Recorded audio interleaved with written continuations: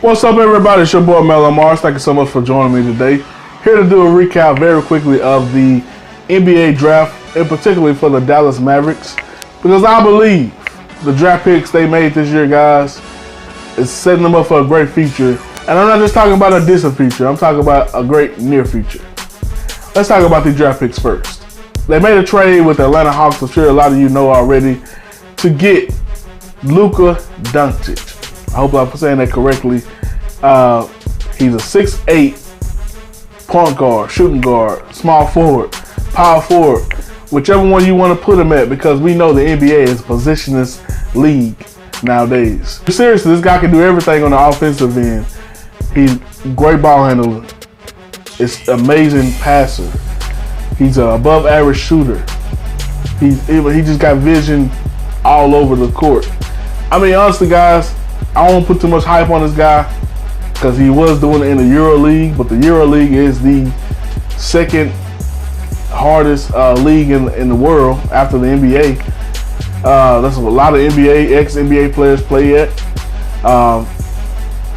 So yeah, this guy is a way lesser athletic Ben Simmons and extremely lesser athletic LeBron James.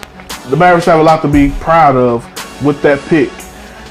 I'm most excited about it because when you look at Dennis Smith Jr., I didn't want another traditional point guard next to him. I wanted somebody who he can play off the ball with, because all I can envision like crazy is Luka leading the fast break and Dennis Smith Jr. on the right wing and just throwing alley-oops. Guys. I can just see that. It just looks so beautiful to me. I'm sorry. But we know Dennis is going to have the ball a lot as well, so Luka can play off the ball, as he proved a couple years ago with Goran Dragic, who plays for the Miami Heat. They played off the ball with each other. I believe Luka was actually the two more so than the point guard. So yeah, he can do it. And the most amazing thing about this thing, guys, Luka is 19 years old. You're not getting a EuroLeague guy who's been over there for 4 or 5 years, since he turned 18, and he didn't feel comfortable coming to the U.S. yet. And we know Luka was threatening to do that if he didn't go to the right team. But Luka is 19 years old. He has been over there for 4 or 5 years, but he went over there at 15, I believe. So this guy has maximized everything he can do in the EuroLeague. He was the EuroLeague MVP, I think multiple years in a row. I mean, he embarrassed some of the greatest European players there are in the league right now. And not only just some European players, he embarrassed some African-American players that's over there. So I'm telling you, this guy got it all when it comes to offense, but he got to work on his defense a little bit. But what better coach for him to go to than Rick Carlisle? There's so many coaches out there that get the praise and accolades, but Rick Carlisle don't get it enough. So I'm happy to see, guys. It's amazing to see this torch being passed. I mean, you're gonna see Dirk in, I believe, his final season, pass this torch firmly to Luka and Dennis Smith. I'm looking forward to it, guys. But speaking of Dennis Smith, let's say the worst case scenario happens and Dennis Smith don't pan out. Don't get me wrong, Dennis Smith played great last year for a rookie. But let's say that's the max that he does. And let's say he regresses. Let's say, because he did leave with injuries all year last year. Let's say that injury-prone moniker that he had coming out of college holds true in the NBA. The Mavericks' second-round pick, in my mind, has covered if Dennis Smith becomes a flop. The Mavericks got Jalen Brunson from Villanova. I know you guys saying, man, this dude he ain't nothing but JJ Redick. He ain't nothing but, what was the dude, Jimmy Fredette, who's a great player in college, not gonna do nothing in the NBA. Guys, I see NBA all over this guy.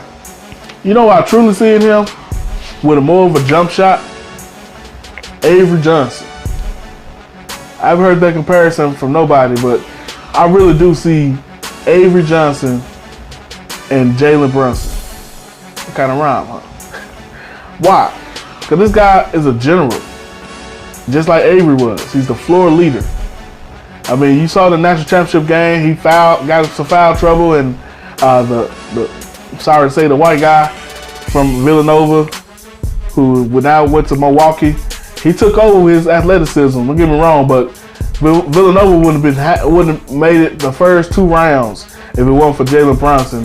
This dude led his team, his college team, to 2 national championship games, and he does it with passion. He does it with leadership, intelligence.